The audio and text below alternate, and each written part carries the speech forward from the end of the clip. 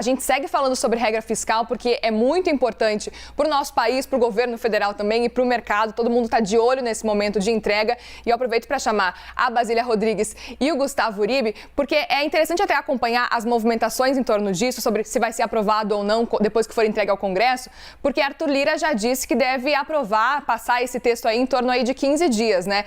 E é interessante, Arthur Lira que é o dono do maior blocão ali da Câmara dos Deputados. Só que aí, por outro lado, existem resistências por parte dos partidos logo da esquerda, governistas também, que podem dificultar um pouco essa aprovação. Que história é essa, Uribe? Explica melhor isso pra gente, porque Arthur Lira e o seu blocão podem estar encaminhando muito bem, por exemplo, essa votação. Agora, os partidos governistas de esquerda talvez podem mostrar um empecilho aí. E quero dizer uma coisa pra vocês dois estão combinando o lookinho. Como é que pode isso? Agora que eu vi. Combina. Não foi combinado. Não, a gente combina às vezes, a gente se liga à noite. Ai, gente, eu tô muito triste, porque em 3 a gente combina. Se eu soubesse, eu tinha vindo também com uma cor, um salmão, é isso? Não sei o que é, um tom salmão com laranja. Na próxima eu venho combinandinho com vocês. Muito obrigada, adorei essa informação importante e útil. Essa amanhã. Lucubração, que até tiraram a tarja. Tiraram a tarja, porque assim, tô falando bobagem. Pauta livre agora. Vamos deixar a pauta livre. Amanhã eu espero que vocês venham também combinadinhos. Esse é o recado. Mas então, Uribe, quero essa explicação dessa confusão no Congresso. E agora a gente está vendo o povo governista, a gente está vendo os partidos governistas, os partidos de esquerda, que podem oferecer uma resistência para esse texto que é do governo de Lula. Casos de família dentro do PT e dos partidos da base governista de esquerda. O que a gente tem, uma avaliação no Palácio Planalto, é que a proposta não está ameaçada, mas podem ser apresentados destaques e é aí que mora o perigo, até para que você tenha um movimento de queda da taxa de juros. Os partidos de esquerda avaliam que você não pode ter a mesma regra para programas sociais, como está hoje no arcabouço fiscal. O arcabouço fiscal coloca um percentual inicial de 70% das despesas sobre as receitas para se atingir as metas de superávit primário e queda da curva de endividamento. A ideia é que você retire estes programas sociais, é isso que tem defendido alguns integrantes do PT e do PSOL. Hoje, quando você desce para 50%, ou seja, quando o superávit primário não está para ser atingido, as metas, e aí 70% não é o suficiente, você baixa para 50%, saúde, educação e programas sociais não serão cortados na carne, não estarão nas rubricas cortadas, mas de partida você pode ter uma redução deles.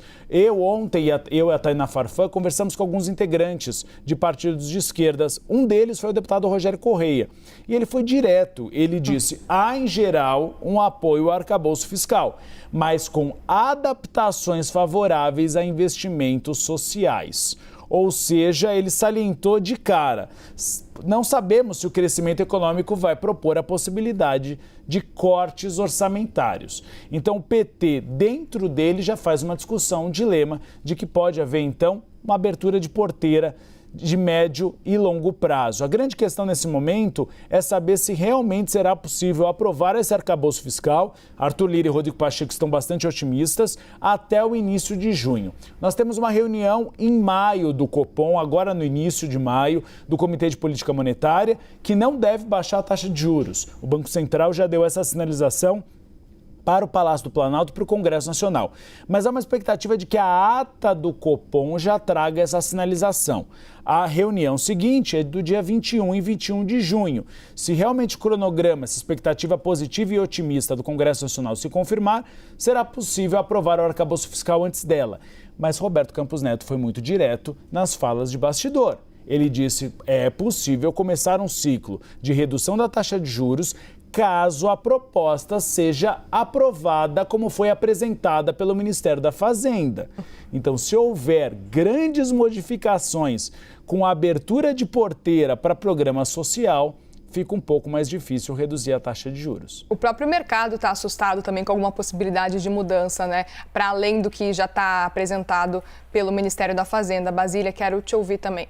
A gente está trabalhando com muitas expectativas, fazendo aí esse trabalho de futurologia, né? Exato. Há diferentes cenários. No mais favorável, se o texto for de fato apresentado, que até agora não aconteceu, né, essa formalização do texto ser encaminhado pelo governo para o Congresso Nacional, se o texto for aprovado, os espectadores do mercado veem a possibilidade de redução da taxa de juros de 13,75% para 12,5%, isso ao ano, né?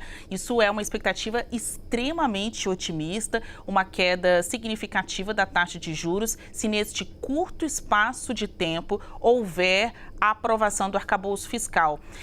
Tem esse fator de vantagem desse texto, porque antes mesmo dos efeitos, do que está escrito nele ser colocado em prática, o simples envio e a simples aprovação já melhoram o ambiente. Então, a gente vive falando aqui de economia, né? Que economia é expectativa de futuro. Você trabalhar com o futuro de um país que vai trazer uma política fiscal mais palpável e, de fato, com um discurso aí de alinhamento, isso tem a ver com a responsabilidade fiscal. Então, isso dá mais segurança para os investidores colocarem o dinheiro aqui no Brasil. No ambiente legislativo, o que a gente tem é um teste para a base aliada do governo Lula, mas de dificuldade média. Eu nem trato como dificuldade máxima, porque a gente não está falando de uma proposta de emenda à Constituição que depende de quórum qualificado. É um projeto de lei. Isso aí exige um número menor do que o teto, né, de votos numa proposta como essa. O que o presidente da Câmara dos Deputados, Arthur Lira, tem dito? Que de maneira simbólica ele quer fechar junto com o governo no mínimo 308 votos. Então, apesar de não haver a necessidade, ele pode ali com 270 votos fazer a aprovação desse projeto de lei. Apesar de não haver a necessidade, ele quer entregar para o governo, para esta proposta, como uma sinalização também para o mercado, o número mínimo de votos suficiente para aprovar uma proposta de emenda à Constituição. Por isso que a gente classifica de teste para base aliada, mas com dificuldade média, porque eles estão querendo fazer mais votos do que o necessário. O mínimo necessário para a aprovação desse texto não é tão de difícil alcance quanto a aprovação de uma reforma tributária. A reforma tributária, sim, que é PEC, vai ser um desafio muito maior para este governo. O calendário é curto, porque a gente está falando de um ano pré-eleição. Se a gente olhar o calendário eleitoral do Brasil, é sempre assim, um ano de eleição, um ano de pré-eleição, um ano de eleição, um ano de pré-eleição, porque de 2 em 2 anos a gente tem aí a combinação das eleições municipais com as eleições gerais. Então, o que a classe política observa? Se não conseguirem fazer essas aprovações, tanto do arcabouço fiscal quanto da reforma tributária, na Câmara neste primeiro semestre e no Senado no segundo semestre, vai ser muito difícil alcançar esta aprovação em 2024, porque trata-se aí de ano de eleições municipais. Sobre o relator da proposta, informação antecipada já há semanas aqui por nós no Live CNN, o deputado federal Cláudio Cajado desponta, né, como favorito nesta escolha. Caciques do progressistas já se reuniram e disseram: senta lá, Cláudio Cajado, na condição de relator do arcabouço fiscal. Expressão essa, né, arcabouço fiscal, que nem é muito utilizada nem pelo presidente da República, Lula, né? Tem alguns economistas, a gente mesmo aqui já teve várias discussões com a nossa eterna amiga Thaís Herédia, em que ela fala: eu não gosto muito dessa palavra, arcabouço. Pois nem o presidente gosta. Até em recente conversa com jornalistas, ele sempre se referia ao arcabouço fiscal como nova política fiscal, e não com este nomão para intitular essa proposta que é importante para o governo e para o país. Uribe, a gente teve já a divulgação oficial, digamos assim, dessa nova regra fiscal, e aí ontem a gente tinha a informação também de que esse texto seria revisado, aproveitar, né, que o presidente Lula estava voltando de viagem, então era o momento da Fazenda, do Ministério todo ali que envolve essa parte da economia, começar a revisar e fazer as últimas alterações para, enfim, hoje entregar, segundo a previsão, né? Teve alguma alteração significativa de ontem para hoje? Não teve. Ontem houve uma reunião de Luiz Inácio Lula da Silva no Palácio da Alvorada com Fernando Haddad, a presença também de Gabriel Galípolo no Ministério da Fazenda. A informação que eu obtive é que não houve grandes modificações. Se discutiu mais como facilitar a tramitação no Congresso Nacional. A expectativa agora é de que após a reunião que está acontecendo neste momento de segurança nas escolas, Lula tenha uma audiência rápida com Arthur Lira, com a presença de Fernando Haddad e Simone Tebet. A informação que a gente teve aqui da CNN Brasil é que Simone Tebet, inclusive, está chegando agora no Palácio do Planalto para essa mini cerimônia. E a entrega, Arthur Lira faz aquela foto para colocar nas redes sociais, Arthur Lira volta para a Câmara dos Deputados, já anuncia o relator e o prazo que ele quer de votação, aí de 15 a 21 dias, para que seja possível aprovar, faturar, liquidar a fatura até a outra reunião do Copom. Não é a próxima é agora no início de maio, para a reunião de junho do Copom.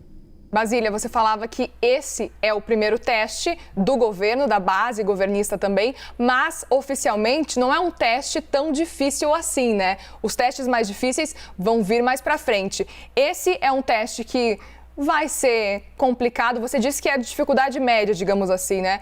Mas os outros, aí sim, são outros 500 e aí podem dar dor de cabeça para o governo. Esse não deve ser o caso.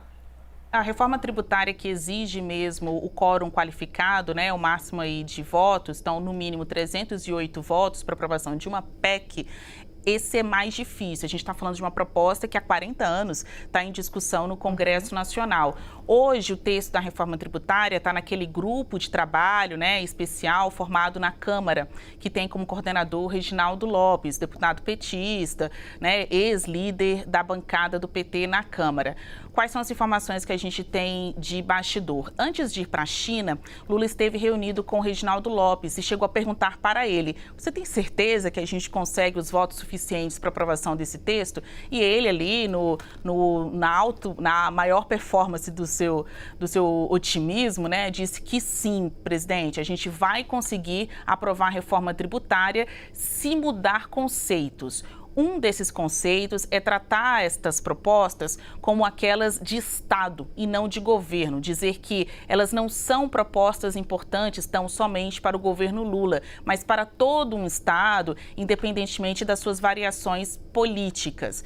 O texto da reforma tributária hoje está no grupo de trabalho. Se chegar ali no finalzinho de junho e eles observarem que está difícil reunir votos no plenário, mesmo com todas essas mudanças de conceitos, qual é a tendência? Segurar o texto por mais tempo no grupo de trabalho, marcar uma série de audiências públicas com especialistas, sabe? Vai ali marcando especialista X, Y para falar, debater bastante o texto, enquanto nos bastidores há todo o esforço para juntar o que de fato aprova uma lei. Voto, né?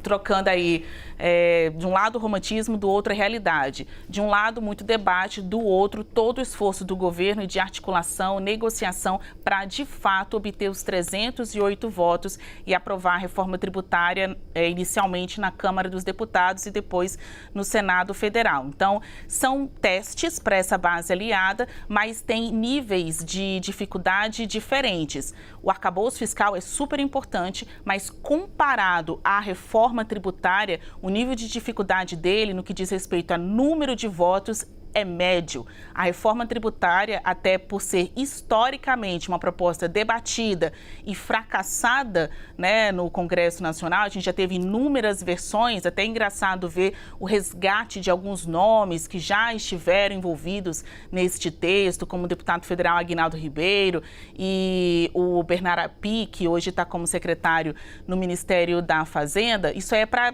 tentar reunir o que tem de melhor, o Dream Team, assim, do assunto, para ver se agora vai. O Reginaldo Lopes disse para o Lula que vai, né? Ele voltou da China, vamos ver o que vai acontecer. Veremos. Qualquer novidade sobre essa movimentação por aí, nos chamem, que a gente vai mostrar tudo para quem está nos assistindo, quem está nos acompanhando, inclusive essa entrega que é tão esperada e deve acontecer hoje. Tudo indica, pelo menos, a apuração é do Gustavo Uribe e da Larissa Rodrigues. Obrigada aos dois.